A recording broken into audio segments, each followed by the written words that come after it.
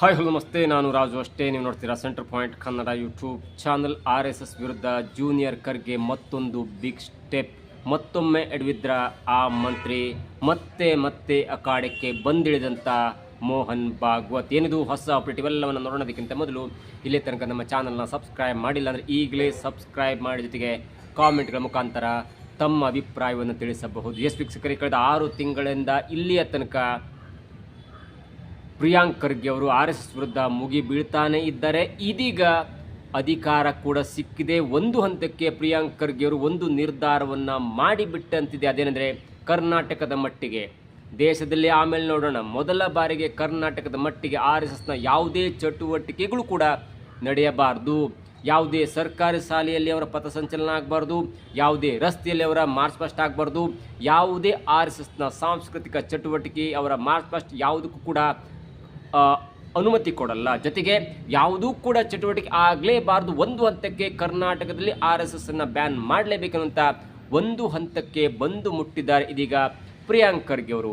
ನೋಡಿ, ಯಾವುದೇ ಸಂಘ ಸಂಸ್ಥೆ ಯಾವುದನ್ನು ಕೂಡ ರಾಜ್ಯ ಸರ್ಕಾರ ಬ್ಯಾನ್ ಮಾಡಲಿಕ್ಕೆ ಸಾಧ್ಯನೇ ಇಲ್ಲ. ರಾಜ್ಯ ಸರ್ಕಾರ ಕೇಂದ್ರಕ್ಕೆ ಶಿಫಾರಸನ್ನು ಮಾಡಬಹುದೇ ಹೊರತು ರಾಜ್ಯ ಸರ್ಕಾರಕ್ಕೆ ಒಂದು ಸಂಘಟನೆಯನ್ನು, ಒಂದು ಒಕ್ಕೂಟವನ್ನು ಯಾವುದನ್ನು ಕೂಡ ಬ್ಯಾನ್ ಮಾಡುವಂಥ ಹಕ್ಕಿಲ್ಲ. ಜೊತೆಗೆ ಬ್ಯಾನ್ ಮಾಡುವಂಥ ಒಂದು ರೈಟ್ಸ್ ಕೂಡ ಇಲ್ಲ. ಏನೇ ಇದ್ದರೂ ಕೂಡ ಅದು ಶಿಫಾರಸು ಮಾಡಬಹುದು. ಕೇಂದ್ರ ಅದಕ್ಕೆ ತಕ್ಕಂತೆ ಸಾಕ್ಷಿ ಪುರಾವೆ ಆಗು ಹೋಗುಗಳನ್ನು ನೋಡಿಕೊಂಡು ಅದರ ಮುಂದಿನ ಹಂತವನ್ನು ನೋಡುತ್ತೆ. ಆದರೆ RSSನ ವಿಚಾರಕ್ಕೆ ಬಂದಾಗ ನೋಂದಣಿ ಆಗದಂಥ RSSನ್ನು ಬ್ಯಾನ್ ಮಾಡಲಿಕ್ಕೆ ರಾಜ್ಯವಲ್ಲ, ಕೇಂದ್ರ ಸರ್ಕಾರದಿಂದಲೂ ಕೂಡ ಅದು ಅಸಾಧ್ಯವಾದಂಥ ಮಾತು. ಈ ಹಿಂದೆ ಕೂಡ ನೆಹರು ಮತ್ತು ಇಂದಿರಾ ಗಾಂಧಿ ಅವರ ಕಾಲದಲ್ಲಿ ಬ್ಯಾನ್ ಮಾಡುವಂಥ ಪ್ರಯತ್ನ ಆಯಿತು. ಬ್ಯಾನ್ ಅಂತ ಆದೇಶ ಕೂಡ ಮೌಖಿಕವಾಗಿ ಮಾಡಲಾಯಿತು. ಅದಾದ ನಂತರ ಕೆಲವೊಂದು ಡಾಕ್ಯುಮೆಂಟ್ಸ್ಗಳನ್ನ ಪರಿಶೀಲನೆ ಮಾಡಿದಾಗ as of course they are going in the right way ಅನ್ನುವಂಥ ಮಾತನ್ನು ಅಥವಾ ಅದನ್ನು ಗಮನಿಸಿಕೊಂಡು ಮತ್ತೆ ಅದಕ್ಕೆ ಅನುವು ಮಾಡಿಕೊಡಲಾಯಿತು. ಅದಾದ ನಂತರ ಇದೀಗ 100ನೇ ವರ್ಷಕ್ಕೆ ಕೂಡ ಕಾಲಿಟ್ಟಿದೆ RSS ಎನ್ನುವಂಥ ಸಾಂಸ್ಕೃತಿಕ ಆರ್ಗನೈಸೇಷನ್. ಆದರೆ ಮತ್ತೆ ಪ್ರಿಯಾಂಕ್ ಖರ್ಗೆ ಅವರು ಮುಗಿಬೀಳ್ತಾ ಇದ್ದಾರೆ RSS ವಿಚಾರ. ಅದಕ್ಕೂ ಕೂಡ ಕಾರಣವಿದೆ. ಪ್ರಿಯಾಂಕ್ ಖರ್ಗೆ ಅವರು ಮೋಹನ್ ಭಾಗವತ್ ಅವರಿಗೆ ಒಂದು 8 ಪ್ರಶ್ನೆಗಳನ್ನ ಕೇಳಿದ್ರು. ನೀವು ಯಾವ ಕಾನೂನಿನ ಆಧಾರದಲ್ಲಿ ಇಷ್ಟು ದೊಡ್ಡ ಚಟುವಟಿಕೆಯನ್ನು ಮಾಡ್ತಾ ಇದ್ದೀರಿ? ಹಾಗಾಗಿ ಒಂದು 8 ಪ್ರಶ್ನೆಯನ್ನು ಕೇಳಿದ್ರು. ಆ ಪ್ರಶ್ನೆಗೆ ಮೋಹನ್ ಭಾಗವತ್ ಅವರು ಕೂಡ ಉತ್ತರ ಕೊಟ್ಟರು. ಹಿಂದೂ ಧರ್ಮ ಕೂಡ ರಿಜಿಸ್ಟ್ರೇಷನ್ ಆಗಿಲ್ಲ, ಜೊತೆಗೆ ಅನೇಕ ಸಂಘ ಸಂಸ್ಥೆಗಳು ರಿಜಿಸ್ಟ್ರೇಷನ್ ಆಗಿಲ್ಲ. ಕೇಳೋರು ಕೇಳ್ತಾನೆ ಇರ್ತಾರೆ, ಪ್ರಚಾರಕ್ಕಾಗಿ ಮಾಡೋರು ಮಾಡ್ತಾನೆ ಇದ್ದಾರೆ ಅನ್ನುವಂಥ ಉತ್ತರ ಕೊಟ್ಟ ಬೆನ್ನಲ್ಲೇ ಅದಕ್ಕೆ ಪೂರಕವೆಂಬಂತೆ ಹಿರಿಯ ವಕೀಲರಾದಂಥ ರಾಮ್ ಜೇಠ್ಮಲಾನಿಯವರ, ದಿವಂಗತ ರಾಮ್ ಜೇಠ್ಮಲಾನಿಯವರ ಮಗನಾದಂಥ ಮಹೇಶ್ ಜೇಠ್ಮಲಾನಿಯವರು ಕೂಡ 8 ಪ್ರಶ್ನೆಗಳಿಗೆ 108 ಎಂಬಂತೆ ಸಖತ್ತಾಗಿ ಉತ್ತರವನ್ನು ಕೊಟ್ಟಿದ್ರು. ಅಥವಾ ಅದಕ್ಕೆ ಪ್ರತ್ಯುತ್ತರ ಕೊಡದ ರೀತಿಯಲ್ಲಿ ಉತ್ತರವನ್ನು ಕೂಡ ಕೊಟ್ಟಿದ್ರು. ಅವರು ಹೇಳುವ ಪ್ರಕಾರ ಸಂಘ ಸಂಸ್ಥೆಗಳನ್ನು ರಚನೆ ಮಾಡುವಂಥ ಅಧಿಕಾರ ಸಂವಿಧಾನದಲ್ಲಿದೆ. ಜೊತೆಗೆ 2 ಆರ್ಟಿಕಲ್ನ ಕೂಡ ಮೆನ್ಷನ್ ಮಾಡಿದ್ದಾರೆ ಅವರು. 19(1)(c) ಸಂಘ ಸಂಸ್ಥೆಗಳು, ಒಕ್ಕೂಟ ಮತ್ತು ಬೇರೆ ಬೇರೆ ಸಂಸ್ಥೆಗಳನ್ನ ರಚಿಸುವಂಥ ಹಕ್ಕು ಸಂವಿಧಾನದಲ್ಲಿದೆ. ಅದಕ್ಕೆ ನೋಂದಣಿ ಅಧಿಕಾರ ಇಲ್ಲ. ನೋಂದಣಿ ಮಾಡದಿದ್ರೂ ಕೂಡ ಅಂಥ ಸಂಘಗಳನ್ನ ರಚನೆ ಮಾಡುವಂಥ, ಒಕ್ಕೂಟವನ್ನು ಹೊಂದುವಂಥ ವ್ಯವಸ್ಥೆ ನಮ್ಮ ಸಂವಿಧಾನದಲ್ಲಿದೆ. 19(4) ಸಂವಿಧಾನಕ್ಕೆ ಅದನ್ನು ಪ್ರಶ್ನೆ ಮಾಡುವಂಥ ಹಕ್ಕಿದೆ ಹೊರತು ನೋಂದಣಿ ಮಾಡಬೇಕೆನ್ನುವಂಥ ಹಕ್ಕು ಕೂಡ ಇಲ್ಲ.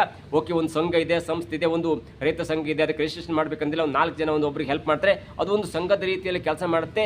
ಅದು ತಪ್ಪು ಮಾಡಿದಾಗ ಪ್ರಶ್ನೆ ಮಾಡಬಹುದೇ ಹೊರತು, ಆದರೆ ಇದು ನೀವು ರಿಜಿಸ್ಟ್ರೇಷನ್ ಮಾಡಬೇಕು, ಒಬ್ಬರಿಗೆ ಹೆಲ್ಪ್ ಮಾಡಬೇಕು ಅಂದರೂ ಕೂಡ ನೀವು ರಿಜಿಸ್ಟ್ರೇಷನ್ ಮಾಡಬೇಕು ಎನ್ನುವಂಥ ಹಕ್ಕು ಸಂವಿಧಾನದಲ್ಲೂ ಇಲ್ಲ. ಹೀಗಾಗಿ ಅನೇಕ ಉತ್ತರವನ್ನು ಕೊಟ್ಟರು. ಅದಾದ ನಂತರ ಮತ್ತೆ ಕೆಂಡ ಕಾರಿದಂಥ ಪ್ರಿಯಾಂಕ್ ಖರ್ಗೆ ಅವರು, ನಾನು ಕೇಳಿದ್ದು ಮೋಹನ್ ಭಾಗವತ್ ಅವರಿಗೆ ನನ್ನ ಸ್ವಯಂ ಆದಂಥ ಲೆಟರ್ ಹೆಡ್ನಲ್ಲಿ 8 ಪ್ರಶ್ನೆಗಳನ್ನ ಕೇಳಿ ಮೋಹನ್ ಭಾಗವತ್ ಅವರಿಗೆ ಕೊಟ್ಟಿದ್ದೇನೆ. ಅವರು ತಾಕತ್ತಿದ್ರೆ ಅವರ ಲೆಟರ್ ಹೆಡ್ನಲ್ಲಿ ನನಗೆ ಉತ್ತರವನ್ನು ಕೊಡಲಿ, ಅಥವಾ 1 to 1 ಚರ್ಚೆ ಮಾಡಲಿ. ನಾನು RSS ಕಚೇರಿ ಬರಬೇಕಾ ಅಥವಾ ನಮ್ಮ ಕಚೇರಿ ಅವ್ರು ಬರಬೇಕು, ಯಾವ್ದು ಬೇಕಾರಾಗಲಿ, I am ready to go there ಅಂತ ಎನ್ನುವಂಥ ಮಾತನ್ನು ಹೇಳಿದ್ರು. ಜೊತೆಗೆ ಯಾಕೆ ವಕೀಲರ ಮುಖಾಂತರ ಉತ್ತರವನ್ನು ಕೊಡ್ತಾರೆ, are they mouthpieces of RSS ಎನ್ನುವಂಥ ಮಾತನ್ನು ಹೇಳಿದ್ರು. ಅಂದರೆ ಅವರು RSSನ ಮುಖವಾಣಿಯ, ನಾನು ಕೂಡ ವಕೀಲರನ್ನು ಮಾತಾಡಿಸಬಲ್ಲೆ. ಆದರೆ ನನ್ನ ನೇರವಾದ ಪ್ರಶ್ನೆ ಅಂದರೆ, ಯಾಕೆ ಹೀಗೆ ನೀವು ಸಾಂಸ್ಕೃತಿಕ ರಾಯಭಾರಿ ಎನ್ನುವಂಥ ರೀತಿಯಲ್ಲಿ ಕೆಲಸ ಮಾಡ್ತಾ ಇದ್ರಿ? ನಿಮಗೆ ದೇಣಿಗೆಯಲ್ಲಿ ಬರ್ತಾ ಇದೆ, ನೀವು ಯಾವ ಕಾನೂನು ಅಡಿಯಲ್ಲಿ ಕೆಲಸವನ್ನು ಮಾಡ್ತಿದ್ರಿ ಅನ್ನೋ ಸಿಂಪಲ್ ಉತ್ತರವನ್ನು ಕೊಡಿ. ಯಾಕೆ ನೀವು ರಿಜಿಸ್ಟ್ರೇಷನ್ ಮಾಡಿಸಿಲ್ಲ, ಈಗಲಾದರೂ ಮಾಡಿಸಿ ಅನ್ನುವಂಥ ಒಂದು ಪ್ರಶ್ನೆಯನ್ನು ಕೇಳಿದಾಗ, ವಕೀಲರ ಮುಖಾಂತರ ಹಾಗೆ ಹೀಗೆ ಎಲ್ಲ ಎನ್ನುವಂಥ ಪ್ರಶ್ನೆಯನ್ನು ಕೇಳಿದಾಗ ಮತ್ತೆ ರೊಚ್ಚಿಗೆದಂಥ ಪ್ರಿಯಾಂಕ್ ಖರ್ಗೆ ಅವರು, ಯಾಕೆ ನೀವು ವಕೀಲರ ಮುಖಾಂತರ ಪ್ರಶ್ನೆಯನ್ನು ಉತ್ತರವನ್ನು ಕೊಡ್ತಾ ಇದ್ರಿ. ನಿಮಗೆ ತಾಕತ್ತಿದ್ದರೆ, ನಿಮಗೆ ಧೈರ್ಯ ಇದ್ದರೆ ನೀವು ನಿಮ್ಮ ಲೆಟರ್ ಹೆಡ್ನಲ್ಲಿ ದಾಖಲಾತಿ ಸಮೇತ ಉತ್ತರವನ್ನು ಕೊಡಿ. ನಾನು ಅದನ್ನು ಓದ್ತೇನೆ, ನೋಡ್ತೇನೆ ಸಮಾಧಾನ ಆಗುತ್ತೆ ಇಲ್ವಾ ಅಥವಾ ಮುಂದಿನ ಹಂತ ಏನಾಗುತ್ತೆ ಅನ್ನುವಂಥ ದೃಷ್ಟಿಯಲ್ಲಿ ಒಂದು ಹಂತಕ್ಕೆ ಪ್ರಿಯಾಂಕ್ ಖರ್ಗೆ ಅವರಿಗೆ ಅನಿಸಿಬಿಟ್ಟಿದೆ, ನಾನು ಏನಾದರೂ ಮಾಡಿ ಕರ್ನಾಟಕದಲ್ಲಿ RSS ಅನ್ನು ಬ್ಯಾನ್ ಮಾಡಬೇಕು. ಅಂದರೆ ಪೂರಕ ಎಂಬಂತೆ RSS ನೋಂದಣಿ ಆಗಿಲ್ಲ ಅಂದರೂ ಕೂಡ RSSನ ಒಂದೇ ಒಂದು ಚಟುವಟಿಕೆ ಇನ್ನು ಮುಂದೆ ಆಗಬಾರ್ದು ಎನ್ನುವಂಥ ರೀತಿಯಲ್ಲಿ ನಿರ್ಧಾರವನ್ನು ತೆಗೆದುಕೊಂಡಿದ್ದಾರೆ. ಮೇಲ್ನೋಟಕ್ಕೆ ಎಸ್ ಅಫ್ಕೋರ್ಸ್ ಹೌದು ಅನಿಸುತ್ತೆ. ಯಾಕಂದರೆ ಯಾವುದೇ RSSನ ಕಾರ್ಯಕ್ರಮಗಳು 2028 ತನಕ ದೊಡ್ಡ ಮಟ್ಟಿಗೆ ಆಗೋದು ಅದು ಸ್ವಲ್ಪ ಮಟ್ಟಿಗೆ ಕಷ್ಟ. ಅದು ಖರ್ಗೆ ಅವರಿಗೆ ಪ್ಲಸ್ ಆಗುತ್ತಾ ಅಥವಾ RSS ಮತ್ತು BJPಗೆ ಪ್ಲಸ್ ಆಗುತ್ತಾ ಕಾದು ನೋಡಬೇಕು. ಯಾಕಂದರೆ ಧರ್ಮ ಸಂಸ್ಕೃತಿ ಅಂತ ಬಂದಾಗ ಯಾರನ್ನಾದರೂ ಕೂಡ ನಾವು ಕೆಡವಲಿಕ್ಕೆ ಹೋದರೆ ಅದು ಮತ್ತೆ ರೊಚ್ಚಿಗೆದ್ದು ಕೆಡವಲಿಕ್ಕೆ ಹೋದಂಥವರನ್ನು ಹೊಂಡಕ್ಕೆ ಬೀಳಿಸುವಂಥ ಪ್ರಯತ್ನ ಅನೇಕ ಬಾರಿ ಆಗಿದೆ. ಲಿಂಗಾಯತ ಧರ್ಮದಲ್ಲೂ ಕೂಡ ಹಾಗೆ ಆಯಿತು. ಹಿಂದೂ ಧರ್ಮದಿಂದ ಲಿಂಗಾಯತ ಧರ್ಮವನ್ನು ಒಡಲಿಕ್ಕೆ ಹೋಗಿ ಕಾಂಗ್ರೆಸ್ ಮಕ್ಕಡೆ ಮಲಗ್ತು. ಇದು ಎರಡನೇ ಹಂತ.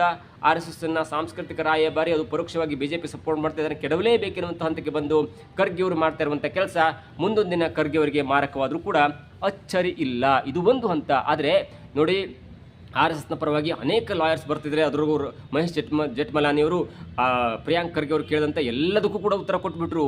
ಜೊತೆಗೆ ನಮ್ಮ ಕರ್ನಾಟಕ ಹಿರಿಯ ವಕೀಲರು BB ಆಚಾರ್ಯ ಅವ್ರು ಹೇಳ್ತಾರೆ, ಖರ್ಗೆ ಅವರು ಕೇಳಿದಂಥ ಪ್ರಶ್ನೆಗಳನ್ನು ಸುಮ್ಮನೆ ಬಿಟ್ಟುಬಿಡಬೇಕು, ಅದಕ್ಕೆ ಉತ್ತರವನ್ನು ಕೊಡಲೇ ಹೋಗಬಾರ್ದು. ಯಾಕಂದರೆ ಸಂವಿಧಾನದಲ್ಲಿ, ಕಾನ್ಸ್ಟಿಟ್ಯೂಷನ್ನಲ್ಲಿ ಅದಕ್ಕೆ ಕವಡೆ ಕಾಸಿನ ಕಿಮ್ಮತ್ತಿಲ್ಲ ಎನ್ನುವಂಥ ಮಾತನ್ನು ಹೇಳಿದ್ದಾರೆ. ಹಾಗಾಗಿ ಈ RSS ಪರವಾಗಿ ವಕೀಲರು ದೊಡ್ಡ ಮುತ್ಸದಿಗಳ ಮೇಲೆ ಮುತ್ಸದಿಗಳು ವಾದವನ್ನು ಮಾಡಿ ಅದನ್ನು ಡಿಪೆಂಡ್ ಮಾಡ್ಕೊಳ್ತಾನೆ ಇದ್ದಾರೆ. ಆದರೆ ಖರ್ಗೆ ಅವರ ವಿಚಾರಕ್ಕೆ ಬಂದಾಗ ಯಾವುದೇ ವಕೀಲರು ಕೂಡ ಇಲ್ಲ, ಎಸ್ ಅಫ್ಕೋರ್ಸ್ ಇವರು ಹಿಂಗೆ ಹೇಳಿದ್ದಾರೆ, ಕಾನೂನಿನಲ್ಲಿ ಅವಕಾಶ ಇದೆ, ಕಾನೂನಿನಲ್ಲಿ ನೋಂದಣಿ ಮಾಡಿಕೊಳ್ಳಬೇಕು ಎನ್ನುವಂಥ ಅವಕಾಶ ಇದೆ. ಹಾಗಾಗಿ ಇದು ನೋಂದಣಿ ಮಾಡಿಕೊಳ್ಬೇಕು ಮತ್ತು ಖರ್ಗೆ ಅವರು ಹೇಳಿದ್ದು ಸರಿ ಇದೆ ಎನ್ನುವಂಥ ಉತ್ತರ ಒಬ್ಬರು ಕೂಡ ಕೊಡ್ತಿಲ್ಲ. ಈ ವಿಚಾರವಾಗಿ ಏಕಾಂಗಿಯಾಗಿ ಹೋರಾಡ್ತಿದ್ದಾರೆ.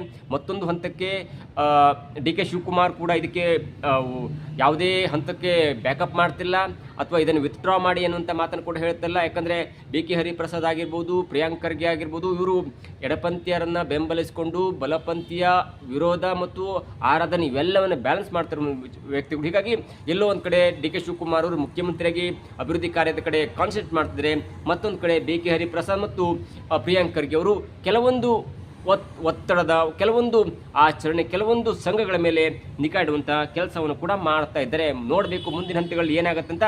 ಮತ್ತೆ ಮೋಹನ್ ಭಾಗವತ್ ಅವರು ಇದೀಗ ಅಖಾಡಕ್ಕಿಳಿದ್ದಾರೆ.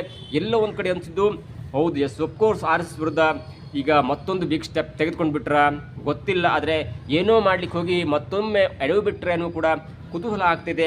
ಮತ್ತೆ ಮೋಹನ್ ಭಾಗವತರು ಅಖಾಡಕ್ಕೆ ಇಳಿತಾ ಇದ್ದಾರೆ. ಅವರ ಜೊತೆ ಜೂನಿಯರ್ ಖರ್ಗೆ ಅವರಿಗೆ ದೊಡ್ಡ ಖರ್ಗೆ ಕೂಡ ಇದೀಗ ಸಾಥ್ ಕೊಟ್ಟಿದ್ದಾರೆ. ಇವತ್ತು BK ಹರಿಪ್ರಸಾದ್ ಅವರ KPCC ಪಟ್ಟದ ಅಲಂಕಾರದ ವೇಳೆಗೆ, ಪಟ್ಟವನ್ನು ವಹಿಸಿಕೊಳ್ಳುವಂಥ ವೇಳೆಗೆ ಮೊದಲು ಭಾಷಣ ಮಾಡಿದಂಥ ಮಲ್ಲಿಕಾರ್ಜುನ್ ಖರ್ಗೆ RSS ವಿರುದ್ಧ ಹರಿಹಾಯ್ದಿದ್ದಾರೆ. ಜೊತೆಗೆ BJP ವಿರುದ್ಧ ಹರಿಹಾಯ್ದಿದ್ದಾರೆ.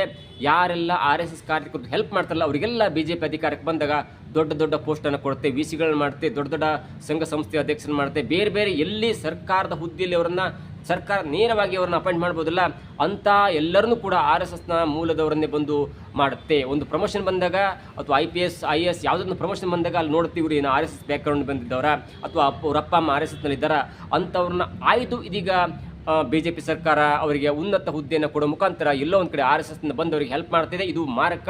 ಎಲ್ಲವೂ ಕೂಡ ಒಂದು ನಮ್ಮ ಸಾಮಾಜಿಕ ವ್ಯವಸ್ಥೆಯಲ್ಲಿ ಸಮಾನತೆಯಿಂದ ಕೂಡಿರಬೇಕು ಹೊತ್ತು ಎಲ್ಲೋ ಒಂದು ಕಡೆ RSS, ಎಲ್ಲೋ ಒಂದು ಕಡೆ ದಲಿತ, ಎಲ್ಲೋ ಒಂದು ಕಡೆ ಬಲಿತ, ಎಲ್ಲೋ ಒಂದು ಕಡೆ ಕೆಳವರ್ಗದವರನ್ನ ಡಿಫರೆನ್ಸ್ ಮಾಡಿ ಬಲಿತ ಮತ್ತು RSSನ ವ್ಯಕ್ತಿಗಳನ್ನೇ ಬಂದು ಕೂರಿಸೋದಿದ್ದಿಲ್ಲ. ಇದು ಸಮಾಜಕ್ಕೆ ಮಾರಕ ಎನ್ನುವಂಥ ದೊಡ್ಡದಂಥ ಬಾಂಬ್ ಸಿಡಿಸಿದ್ದಾರೆ. ಅಷ್ಟಕ್ಕೂ ಇದೀಗ ಖರ್ಗೆಯ ಈ ಬೆಂಬಲ, ಜೂನಿಯರ್ ಖರ್ಗೆ ಮತ್ತು ಸೀನಿಯರ್ ಖರ್ಗೆ ಅವರ ಹೋರಾಟ ನೋಡ್ತಿದ್ರೆ ಎಲ್ಲೋ ಒಂದು ಕಡೆ ಕರ್ನಾಟಕದಲ್ಲಂತೂ RSSನ ಚಟುವಟಿಕೆಗಳು ಸದ್ಯದ ಮಟ್ಟಿಗೆ ನಿಲ್ಲಬಹುದು. ಮುಂದೆ BJP ಬಂದಾಗ ಮತ್ತೆ ಅವರು ರಾಜರೋಷವಾಗಿ ಮೆರೆಯಬಹುದು. ಆದರೆ ಎಲ್ಲೋ ಒಂದು ಕಡೆ ಏನೋ ಮಾಡ್ಲಿಕ್ಕೆ ಹೋಗಿ ಏನೋ ಮಾಡಿಬಿಟ್ರ ನಮ್ಮ ಖರ್ಗೆ ಅವರು, ಅಂದರೆ ಜೂನಿಯರ್ ಖರ್ಗೆ ಅವರು ಎನ್ನುವಂಥ ಒಂದು ಅನುಮಾನ ಕೂಡ ಕೇಳಿಬರ್ತಿದೆ. ಅಪರಾಧ, ಆ ಕ್ರೈಮು, ಆ ದರೋಡೆ, ಅದು ಇದು ಅನೇಕ ಕ್ರೈಮ್ಗಳು ನಡೆಯುತ್ತೆ. ಅದರ ಮೇಲೆ ಸ್ವಲ್ಪ ಜಾಸ್ತಿ ಕಾನ್ಸಂಟ್ರೇಟ್ ಮಾಡಿದ್ರೆ, ಅದರ ಮೇಲೆ ಹಿಡಿತ ಸಾಧಿಸಿದ್ರೆ ಎಲ್ಲೋ ಒಂದು ಕಡೆ ಕ್ರೈಮ್ಗಳು, ಅಪರಾಧಗಳು ಕಡಿಮೆ ಮಾಡಬಹುದಾದಂಥ ಒಂದು ದೊಡ್ಡ ಅವಕಾಶ ಸಿಕ್ಕಿರುವಾಗ ಏನೋ ಒಂದು RSS ಅನ್ನುವಂಥ ಪದೇ ನೋಡಿ ಮಾಧ್ಯಮದವರು ಕೇಳ್ತಾರೆ. ಪ್ರಿಯಾಂಕ್ ಖರ್ಗೆ ಅಂದ್ಕೊಳ್ಳಿ ಅದು RSSನ ಒಂದು ವಿರೋಧಿ ಅಂದ್ಕೊಳ್ಳಿ ಮಾಧ್ಯಮದವರು ಕೇಳ್ತಾರೆ. ನೋ ಕಾಮೆಂಟ್ಸ್ ಎನ್ನುವಂಥ ಮಾತನ್ನು ಹೇಳಿ ಮುಂದುವರೆದಿದ್ರೆ ಅದು ಖರ್ಗೆ ಅವರಿಗೆ ಸದ್ಯದ ಮಟ್ಟಿಗೆ ಒಂದು ಲಾಭ ಆಗುತ್ತೆ. ಮತ್ತೆ ಮಾಧ್ಯಮದವರು RSSನ ಬಗ್ಗೆ ಕೇಳಿದ್ರೆ ನೀವು ಅದಕ್ಕೆ ಉತ್ತರವನ್ನು ಕೊಡಲಿಕ್ಕೆ ಹೋದರೆ ಮತ್ತೆ ರಾಜ್ಯದಲ್ಲಿ ಕಾನೂನು ಸುವ್ಯವಸ್ಥೆ ಬಗ್ಗೆ ನಿಮಗೆ ಕೊಟ್ಟಿರುವಂಥ ಗೃಹ ಇಲಾಖೆಗೆ ಸ್ವಲ್ಪ ಮಟ್ಟಿಗೆ ಹಿನ್ನಡೆಯಾಗಬಹುದು, ರಾಜ್ಯದ ಜನರಿಗೂ ಕೂಡ ಸ್ವಲ್ಪ ಮಟ್ಟಿನ ಹಿನ್ನಡೆಯಾಗಬಹುದು. ಇದಾಗುತ್ತೆ ಇವತ್ತಿನ ವಿಶೇಷ. ನೋಡ್ತಾರೆ centre point Kannada YouTube channel.